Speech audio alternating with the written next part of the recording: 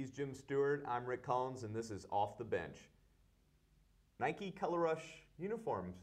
An interesting look for a couple of teams last night. They made my eyes bleed. It was not pretty. I mean, that was almost as bad as their iconic Orange Crush uniforms. They're creamsicle uniforms, but those are iconic because they were so bad. These, I just, there's no words to describe this it. reminds me a little bit of the Dallas Mavericks all silver get up that they had that ended up looking brown by the end of the game. That it was a good idea. They thought it was a good idea, but that it did not work out so well. Don't they focus group this stuff? Don't they put it in front of people and go, do you think this looks good? Because it looked way too much red. And our fashionistas, way too much red. Their old uniforms are good. I don't understand this whole concept of every year they got to have new uniforms. Use throwbacks. And I don't mean throwbacks from the 50s. I mean like throwbacks from the 90s and the 80s, back when they were good. They could use the creamsicles. Those are iconic. They use do those. occasionally use those, and they have weekends where they do the throwbacks and everything else. But this is what Nike's been trying to push the last few years in the NFL is this Thursday night football color rush uniform. It's trying to sell product. That's what they're trying to do. You know what? I blame Nike because they started to put their finger in football uniforms when they started at Oregon. Remember the first time they took over Oregon's uniforms, they gave them like 10 different uniforms.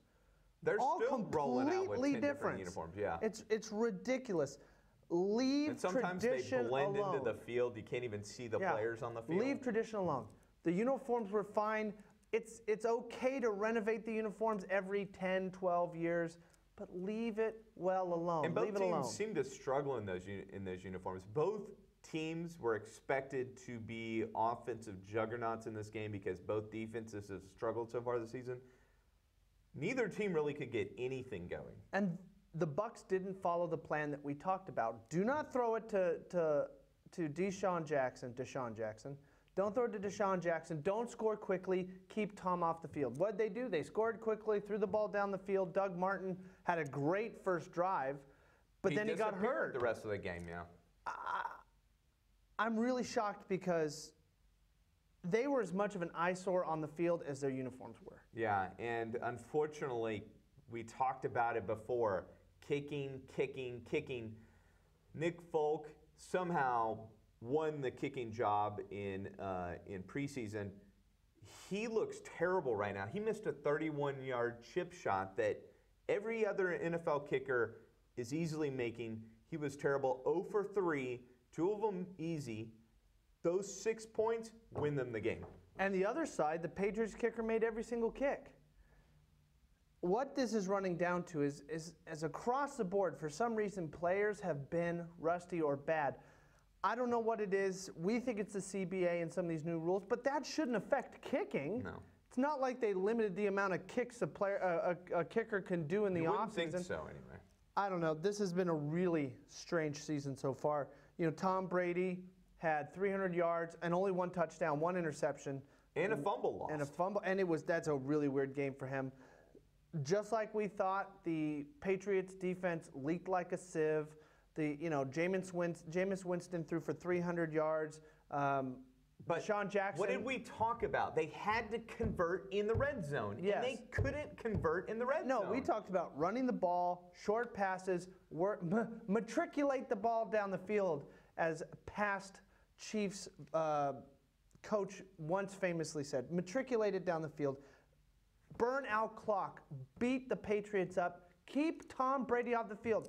The Bucs offense was going to be the best defense that they had all day. But they had to convert. When they got in the red zone, they needed touchdowns, they needed field goals, and they didn't get either of them. So what do you think the problem with that was? Do you think it was play calling? Was it that they weren't running the ball? What was the problem? I think it's a combination of a lot of things. They've got a lot of weapons, so play calling's got to be a factor in it. Obviously, the kicking game is horrific right now for them.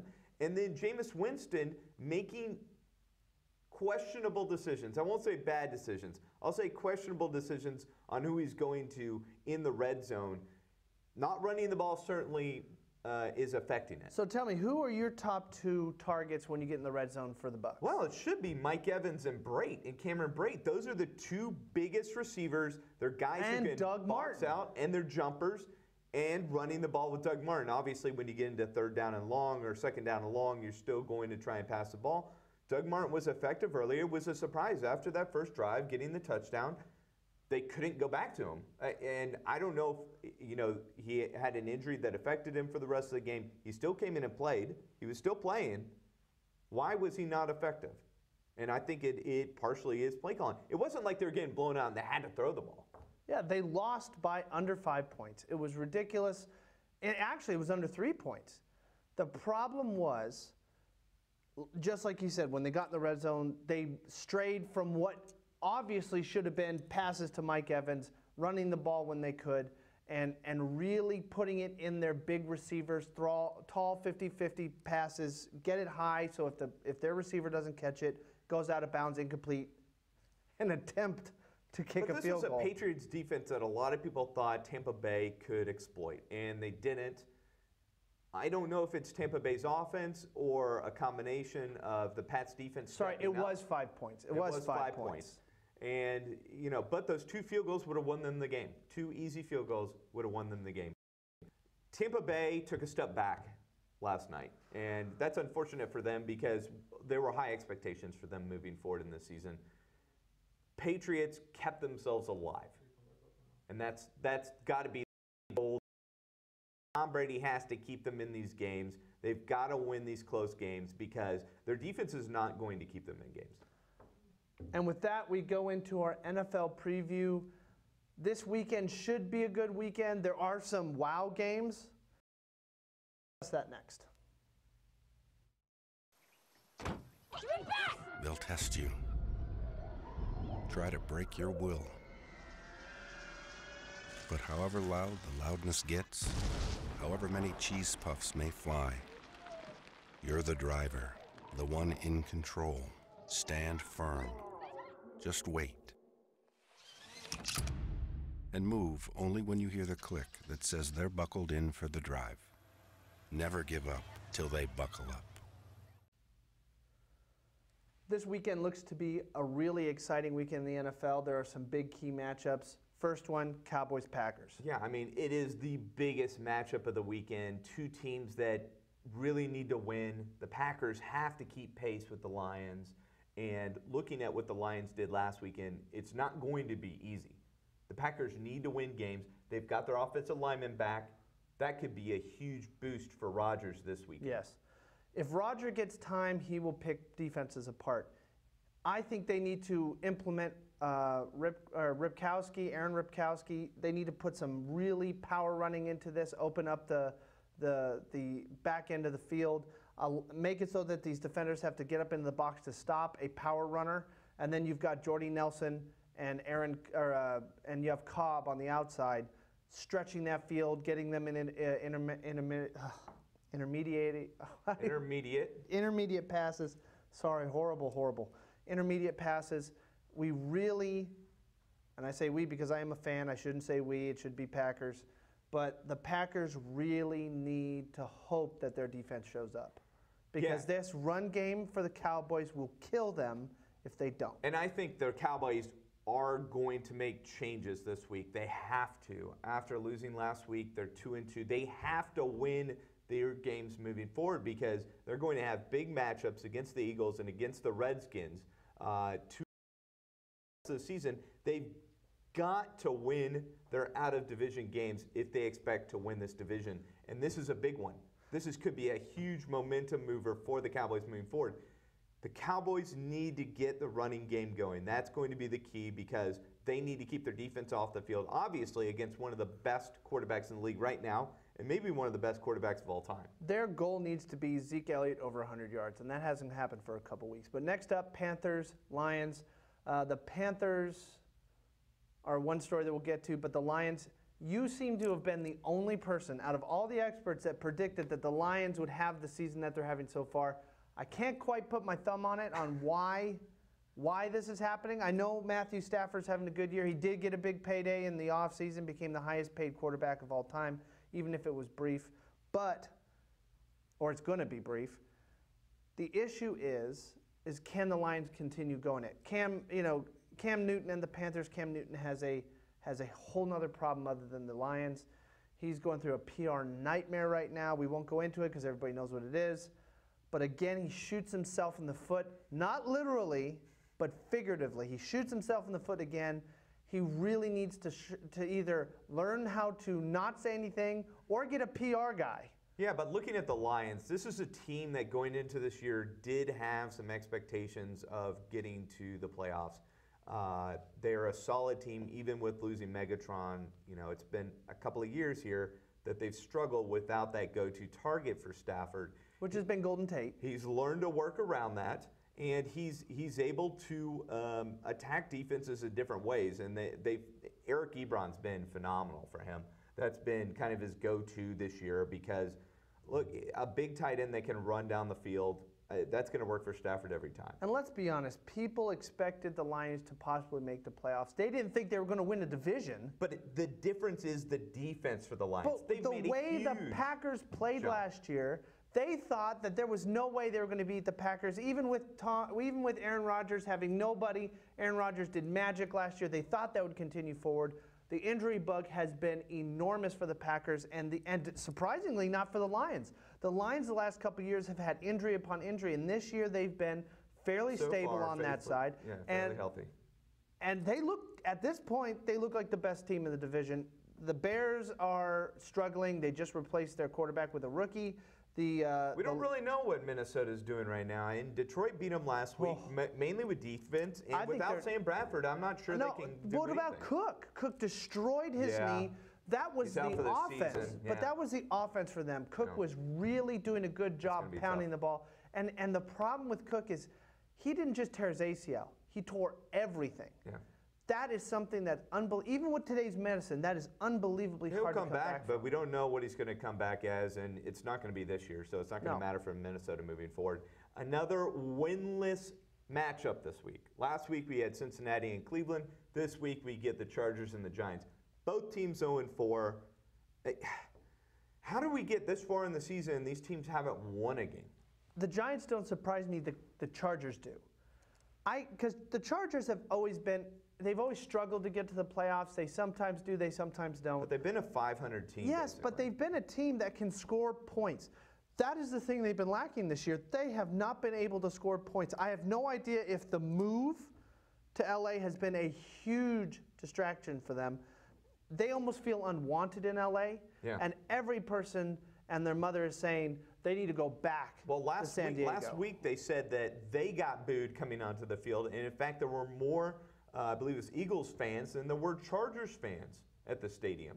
And they can only fit like 20. They had 25,000. They can't 25,000 for an NFL game is ridiculous. But they have struggled to fill a MLS stadium that has a limit of 27,000 people. Yeah. They have struggled to fill that stadium, which shouldn't be a problem. The Cowboys, back when they were horrible, could fill an 80,000 person stadium. I don't understand. LA is not a football town. No. And they continue to say is, if your team is winning, they will go. Yeah, and I think it's the Chargers need to win this game. The Giants are done. I don't think with the way Washington and Dallas and Philadelphia are playing this year that they have a shot of getting into the playoffs. They're done. The Chargers, they could go on a roll, and they have in the past. They've gone on a roll and been able to overcome slow starts. I think they have to win this game if they want to get momentum going through the season. McAdoo, I think, has got to get rid of Eli Manning. Eli Manning does not bode well in this offense. I think the way McAdoo runs his offense would be better with a more mobile quarterback. But we'll see what happens in the draft, because clearly they're headed for a top pick in this NFL. And it really has been baffling. Yeah, we could see the Giants struggling like they have, but in the last decade and a decade and a half, they haven't. They maybe had a slow start, but they haven't been winless at Week 5 ever in the last 10, 15 years. Well, let's look at one more matchup, the Raiders and the Ravens. The Raiders, we thought they would be a top team. They've had injuries also. Carr has been hit a lot more than people expected. Their defense, though, is still a top-ranked defense.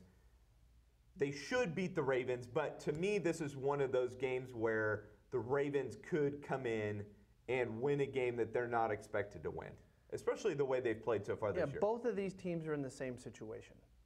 But they came from two different places. The Raiders were ranked as one of the top teams coming into this year, how well Carr and that defense played last year. That offense was very explosive. They brought in beast mode, and the first couple games, man, he made an impact. It hasn't been as much lately. The Ravens, no one really was talking about the Ravens. So they were already in this, purgatory in the NFL where they aren't so bad that you're calling them horrible, but they're not good. Yeah. So you're not talking about them. They're in that intermediate area. Team. Yeah. And the Raiders have somehow found themselves in the same area. With Carr out and with this team struggling on offense, I don't see them getting out of purgatory until Carr gets back. And he needs some time to remember, come back. yeah, he had the same injury. He has the same injury that Tony Romo had, and that's those fractures in his vertebra. And I'm not sure you ever come back fully. Romo never came back fully from that injury. He kept having issues with his back. He was able to play through them, but he was never the same player. And not just that. And I'm not putting him in the same boat as his brother, but a little bit of a track record has been set. His brother was not good. I mean, he took a lot. He was tough. Same with Derek. They're tough. But they don't take continual punishment very well. There's not anybody who can, though. Other than Brett Favre and some other people who are just, Iron Men. And Eli Manning is another guy that hasn't missed a game. For whatever you want to say about him, he has not missed a game. There are not very many quarterbacks who can take that kind of punishment. And with that, when we come back, we will be talking NBA and the Mavericks preview for the season. Maybe you can make retirement happen. After all, you made her college years happen. Opening that education savings account when she was little. Spearheading a campus tour. And another, and another, and another, and another. Bam! Deciphering financial aid. She was like, what? And now she's like, you aced planning for college. Now get the tips you need to get on track at aceyourretirement.org. The Mavs played the Magic yesterday. It was kind of embarrassing, but there was a bright side to it. Carlisle was sick, and a lot of the veterans stayed at home, so there was a lot of young players that played. Dennis Smith Jr. and Yogi Ferrell got a lot of play. Yeah. Dennis struggled. He seemed to really, really focus on penetrating. He wasn't able to get a lot of action at the hoop when he got there. He missed a lot, and we really think he was overanalyzing and really overthinking everything that was going in. He wasn't really reacting. The real story was Withy. Yeah, and this is a guy that I'm not sure anybody expected would even have a shot at the team making the roster this year. I'm not sure he still makes the roster, but a great preseason game for him. I think, you've got to take a look at the depth on this team because the depth is what's killed this team in the last few years. And we love to talk about some of these guys on the depth chart and say, this guy has this talent and this guy has this skill and everything. But they haven't been nearly as effective as a lot of other teams' benches. And if you look at it, really, the depth chart is not great for this Mavericks team. These guys have got to step up this year. If you can get them preseason game time like this, I think go ahead and do it because Dirk just doesn't need to really be playing at all in the preseason, to be honest. I sort of take a different point of view than you. I think that they've brought in some really good talent, a Bursino, A.J. Hammonds, even though they might have had some character issue or some hustle issue. The problem that the Mavs have is Rick Carlisle is not a good development coach. He's not. And I'm not saying he can't pull the best out of a player, but he doesn't seem to realize that these players cannot step into a game after sitting for 60 or 50 games and maybe playing 5 or 6 games in the G League or D League and then come in and be effective. That's why Greg Popovich has always been so good at building these teams from nobody players because he gives these kids playing time, significant playing time, and I mean like 5-10 minutes a game, average a game. throughout the entire season. So at the end of the season, these guys have figured out if they are good players or not. Brusino did great at the end of the year last year. Granted, they were tanking. Yeah. But he made some plays against teams that were good that weren't taking. And so in the offseason, when they came back from not playing all year, in Summer League is not a showcase. No. And he struggled a little bit. So they got rid of him. They gave him like 5 minutes of playing time all of last year. I do not understand this team. They get these gems, they find these players, and then they don't play them at all. Well, Yogi Ferrell is obviously one of the ones that has worked out and has gotten the playing time. There's something that Rick Carlisle is looking for in these players, and the guys that you like, he doesn't like. Yeah, apparently. So, Yogi had a fantastic year last year. He's been good so far this preseason. Really, does that mean anything? I don't know. One of the things that he needs to be doing during this preseason is playing time, because we don't think he's going to get the same kind of playing time with Dennis Smith Jr. now on the backcourt. But let's be honest. Really thinking about it, why did Yogi get so much playing time? Because they needed a point guard. They got rid of Darren Williams. Well, this is before they got Was this. it? Darren Yeah. Williams was injured. Yeah, and they needed a point guard. somebody. They had to play him. They had to throw him out there and play him, and he produced. He got a lot of minutes very quickly, and he had it for 5 or 6 or 7 games. He doesn't do that. I guarantee you that if he decided to do that to more often with players that had some ability, like a Brusino, maybe not A.J. Hammonds, maybe he struggles a little bit or has attitude problems, I don't know, hustle problems, but a Brusino or some of these players that we bring in that do have skill, give them some meaningful minutes and see what happens. You can't guess in practice. You know as well as I do, practice and games are totally different.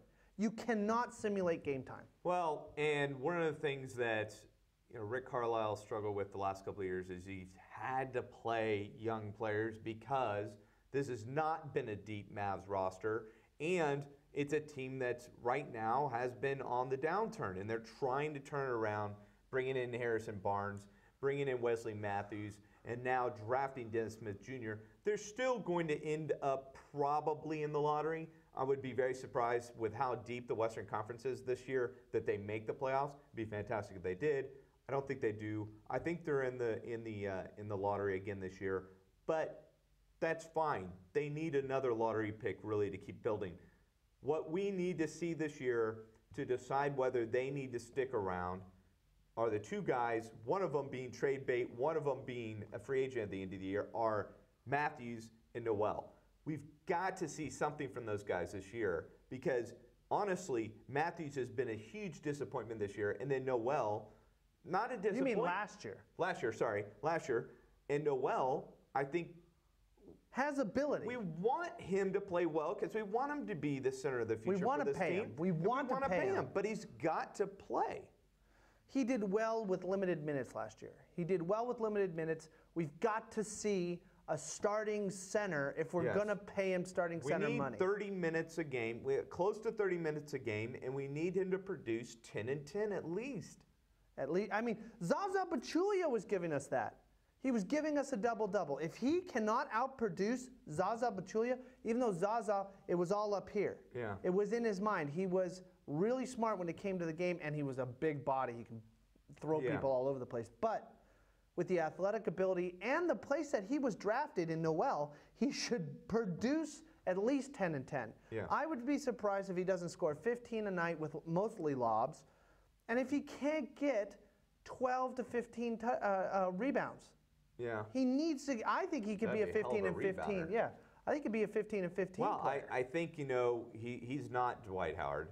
Can he be a Dwight Howard light? I think so. He's got the skill set. I think we've just got to see it, and I think part of it is, and if he comes off the bench, is he going to get the minutes he needs to produce what they need him to produce to show that he's going to be the center of the future? Because this is it. This is a one-year showpiece for him. He's got to prove that he can play, because if he doesn't, one, the Mavericks aren't going to be that interested in him, and two, he's not going to get the money he wants in this offseason, because he was looking for $25 more million over a 5-year period during this offseason. There's no way he's getting $100 million from somebody if he does the same thing he did this last year. There's no way. Nobody was going to offer it to him this offseason. And talking about basketball, let's go back into youth and amateur sports when we get back next.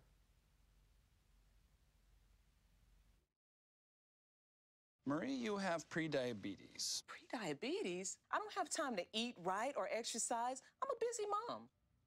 Oh, you're a busy mom. Yeah. This is great news. Busy moms never get prediabetes. Wait, what? Let me just... Yeah, this is all the people at risk for prediabetes, and way over here, busy moms. No?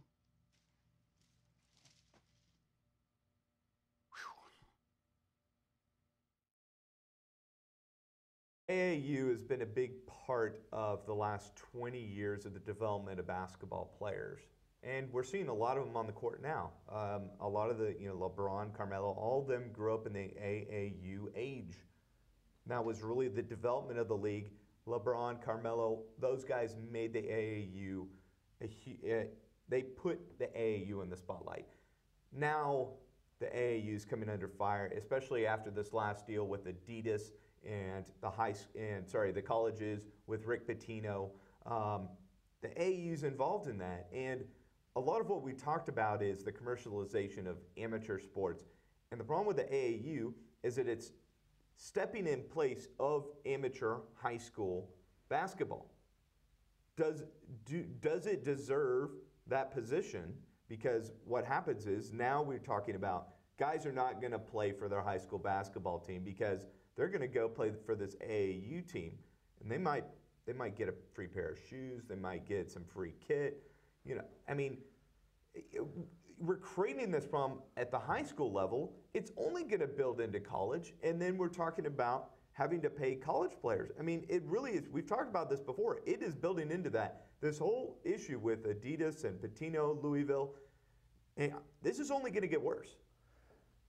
AAU basketball, outside of being a replacement for high school basketball and destroying that whole camaraderie at school with the atmosphere that brings, it also creates, in a lot of ways, divas. These players like the Balls were created from the AAU. They go and they play. The coaches are as much of a personality as the players. It's as drama-filled as a Desperate Housewives episode. It's ridiculous. You've got what, 5 players on the court, 2 of them that score all the points, and the rest are expected to rebound and give it to the guy so he gets another shot. I don't believe in that style of basketball. Kobe has come out and said that stuff like the AAU is killing basketball. They need to go back to learning how to play the game, passing, rebounding, scoring. Fundamentals. Fundamentals. And what this is, it's all about dunks and three-pointers. Yeah. That's all it's about. And the other players on the court other than the stars, their job is to basically make up for the fundamental lack of these star players. That's why you get players like a James Harden who doesn't play defense. Right. Because in the AAU, they don't care. Yeah. They outscore each other. You go look at some of these scores, and they get into the mid to high hundreds. It's ridiculous. I think we are really starting to feed this me generation of kids that are growing up understanding that they get what they want. And the thing is that once you get into the real world, it's not a me world anymore. It's a we world, especially in the world of sports. Yeah. And in basketball certainly has changed over the last 20 years, let's say. And certainly part of that is the commercialization of the amateur side of the sport. But one of the issues that they've come across in the past, 20 years is that you can draft a kid out of high school. Now we're saying, no, you can't. You've got to go to college for a year. Well, that's just a joke. You see these kids that go to college. Who knows they're taking Play 6 classes? months. Exactly. Who knows if they're actually taking any classes?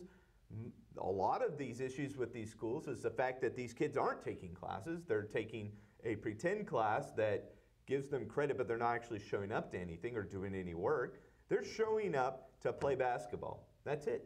And, and obviously, money is getting filtered down to them. And they're getting sent to agents. This is going to be a nightmare, and the AAU is a big part of that. And like Kobe said, it's terrible for the fundamentals of basketball. High school basketball certainly isn't the same as it was 20 years ago, but it still has coaches that most of the time focus on fundamentals. Let's look on the other side of the table. Let's look from the point of view of Adidas and Nike and Under Armour and these brands that are marketing companies.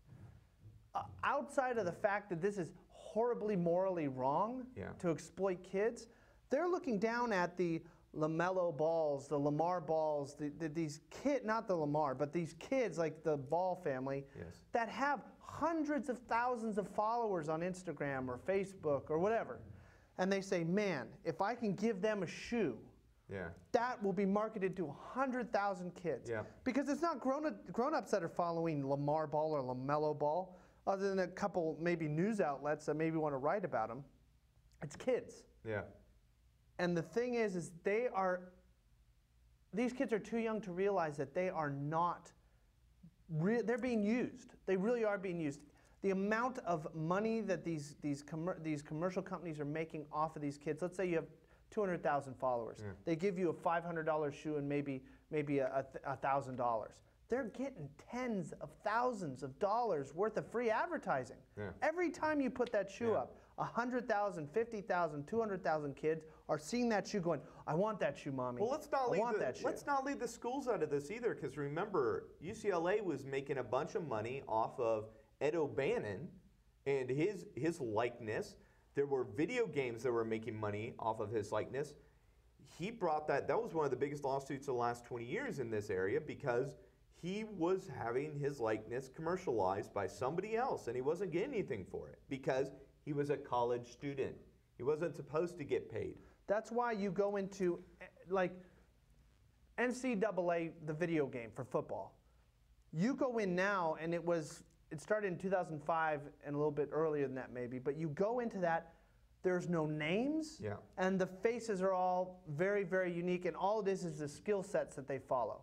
So you can get, like back when we played Toby Gerhart out of Stanford, you can play Toby Gerhart, but it's number 7, and they give him basically the ratings that they would give Toby Gerhart. There would be no name on it. It would be number 17, running back number 7. And they have to do that because the schools cannot make money directly off of these individual kids' names and likenesses, nor can these video game companies. If we're going to say you cannot commercialize amateur sports, then you cannot commercialize it. These deals at Adidas and Nike, I'm sure not.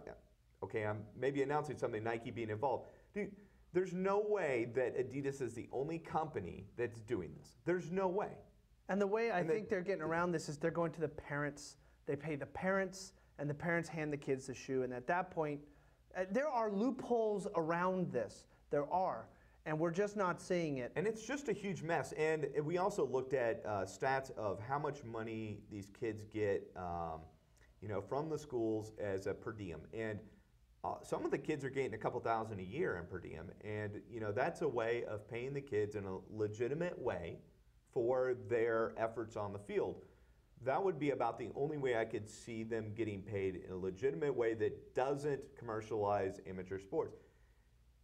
Otherwise, I really don't see this stopping. I mean, we're going to see these stories coming out yearly, if not semi-annually. So if these players, these high school players, mostly in basketball over anything else, if they don't want it, and if there's a problem with the schools, and the schools are sitting there telling us, we cannot commercialize you, go play overseas for a year. Just like Kobe did, he went overseas, he signed a contract with a team in Italy, made money, played basketball, came back for the draft. Played in a system over there professional that is not only professional, but they teach fundamentals to kids, and they teach them to play the game as a team.